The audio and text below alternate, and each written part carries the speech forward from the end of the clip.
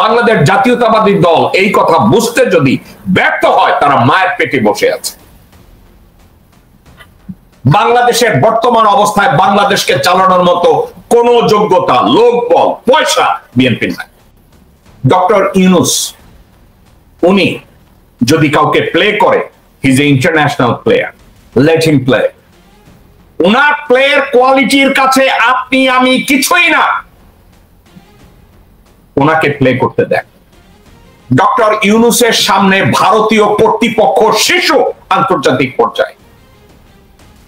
আমার আপনার কপাল ভালো যে আমার দেশটাকে এখন একজন নোবেল বিজয়ী রিপ্রেজেন্ট করছে, যার সামনে ভারতীয় কুত্তার বাচ্চারা বলদের মতো গৈর খায়, তার সামনে দাঁড়াতে পারেন। আপনারা এটা মনে করেন না আমি বিএনপি করি না, জামাত করি না, তো সেক্ষেত্রে আমার কি তারা এখন ক্ষমতা চাচ্ছে না। আমি এটাও চাই না ডক্টর ইউনূস 20 বছর ক্ষমতায় থাকুক, কারণ ওনার বয়স 84 বছর। কিন্তু একটা জিনিস, এই মুহূর্তে ওনাকে নিয়ে যে দানবীয় খেলা চলছে, এটা বন্ধ হোক। দর্শক বৃন্দ, আপনারা এটা জানেন, আজকে গত 54 বছরের হিস্ট্রিতে ভারত এই প্রথম বাংলাদেশের মাটিতে কোটা বিরোধী আন্দোলনে ছাত্রদের দ্বারা পাছার মধ্যে লাথি খেয়ে তাদের পুতুল নিয়ে দৌড়েছে। এখন এই মুহূর্তে ডক্টর ইউনূসকে যদি সরানো হয়, বাংলাদেশের অর্থনীতি অলরেডি জাহান্নাম, আরো জাহান্নাম অবস্থা হবে। বাংলাদেশের সবকিছু ভঙ্গুর, এর চেয়েও খারাপ অবস্থায় যাবে।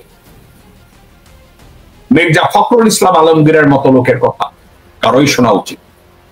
বিএনপির মতো রাজনৈতিক দলের কথা এই মুহূর্তে আদৌ শোনা উচিত না। আমি বিএনপির বিপক্ষে যাচ্ছি না, আমি বিএনপির পক্ষে থাকছি। এই মুহূর্তে বিএনপি সরকার গঠন করলে ভারত তাদেরকে আওয়ামী লীগের চেয়েও কঠিন ভাবে ব্যর্থ করবে। India will set BNP for sure failure. India, Bangladesh জাতীয়তাবাদী দল এই কথা বুঝতে যদি ব্যর্থ হয়, তারা মায়ের পেটে বসে আছে।